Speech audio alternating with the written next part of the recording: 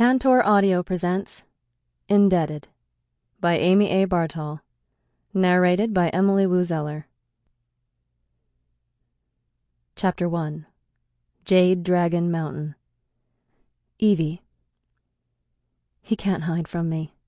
Not that he is ever trying to, but still, it's impossible. I know where he is at all times.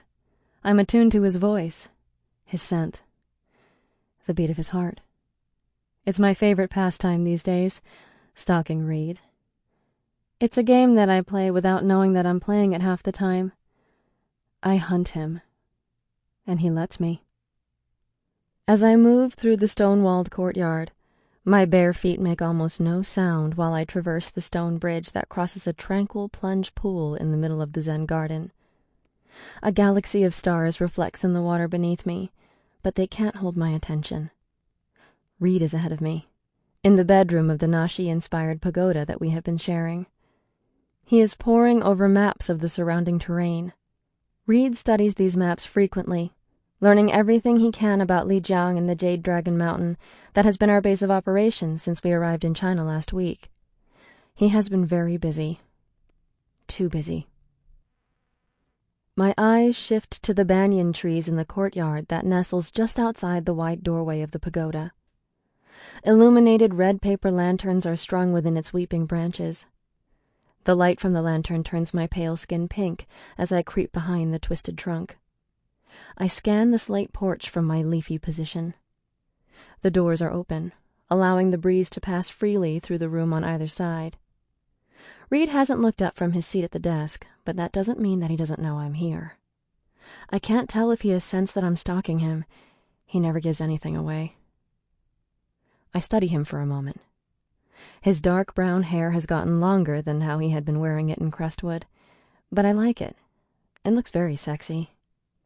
His body is curved at sensual angles, making me want to touch him, to feel the raw power beneath his skin.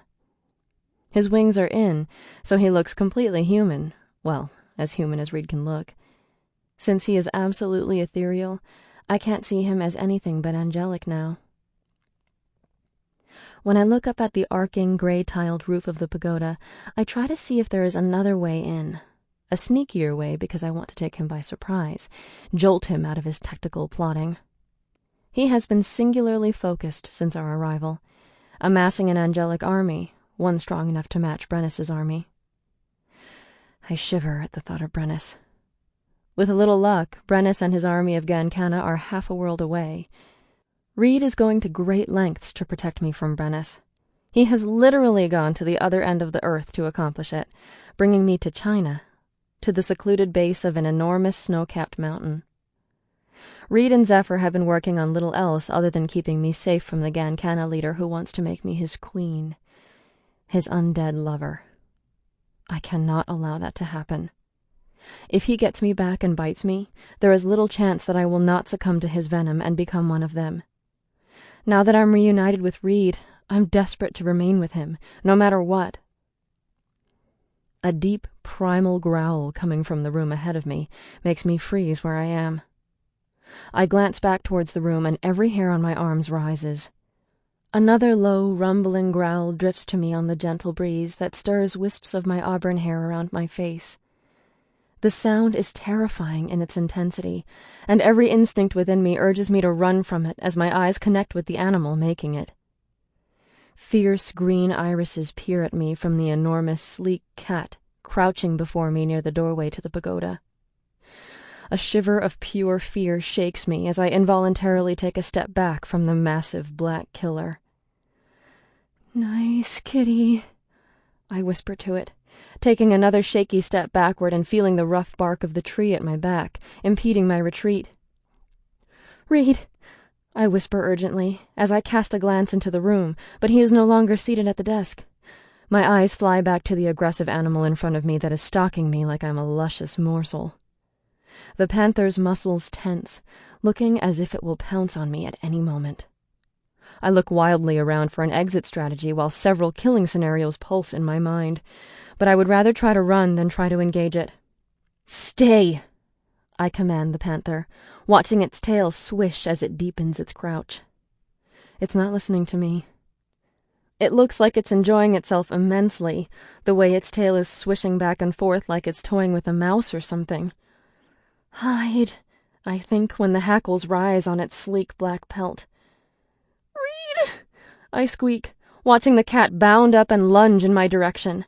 I squeeze my eyes closed, holding my breath and pressing deeper into the tree, waiting to feel its sharp teeth sink into my skin. Evie, Reed says from directly in front of me. I open my eyes to find that Reed is no more than inches from my face, looking at me with panic in his eyes. His powerful charcoal gray wings are arcing out around him, shielding us. His hand reaches out, cupping my cheek. I try to answer him, but I find that my entire body has gone rigid, so much so that I cannot even move my mouth to speak his name. Reed braces his hands on my shoulders, running his hands up and down me as if he cannot see me. Evie, he says again, but this time he is leaning into me, inhaling the air near my face. I try to speak, but I feel stiff. It takes several seconds for some of the rigidity in my limbs to ease, allowing me to inhale a breath as I look up into the face that I love above all others. Big cat, I utter as I attempt to pull away from the tree at my back, only to find that I am entangled in vines that are holding me to the trunk. Looking at my arms, they have taken on the rough texture of the mossy bark of the tree. When I raise my hand to my eyes, my fingers appear twig-like as I wave them in fascination and horror. What the? I inhale a sharp breath. My eyes move to Reed, who is observing me now with a mixture of pleasure and awe on his face. You can relax, Evie. It's not permanent, Reed says to reassure me. You are evolving. It appears you can change your shape now, he says, smiling and raising one of his brows.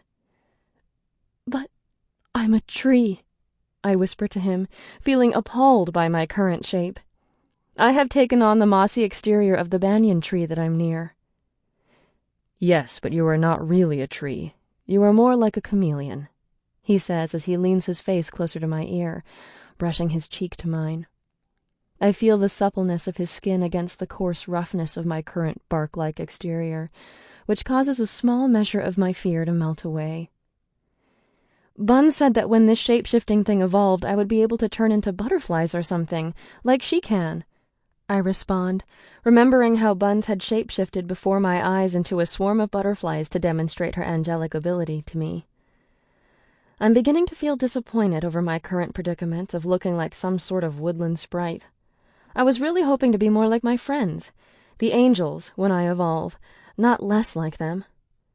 I'm already too different from them, being only half angel and the rest of me human, that this is just one more thing that will separate me from being seen as one of them.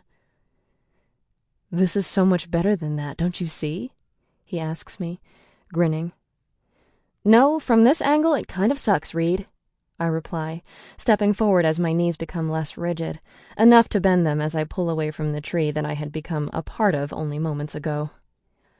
Reed wraps his arms around me, steadying me by pulling me tight against him. No, what you can do is much better. We have to change into something animate, like butterflies or a panther, but you can change your shape to reflect your surroundings, camouflaging yourself. It's a huge asset, Reed says with excitement until I cut him off. That was you! I accuse him as my skin begins to take on its normal hue, and I start to change back to my original form. You changed into a panther! A chuckle escapes Reed then as he hugs me tighter. I thought for sure you knew it was me, but you didn't, did you? He asks. I probably should have known. Your eyes were the exact same color as the cat's eyes. I've always thought that you moved just like a cat, I say, gazing up into his perfect face that is mere inches from my own. Is that the only shape you can take, or will I be running from a bear next time? Oh, I can take on many, many forms, but I cannot do what you can do. My forms have to be animate. I have to change into an animal, but you... Do you think you can do other forms? He asks with excitement. Do you think it has to be just a solid form? Can you be liquid? Air? I don't know, I reply honestly. What were you thinking right before you changed? He asks. Were you thinking... Sample complete. Ready to continue?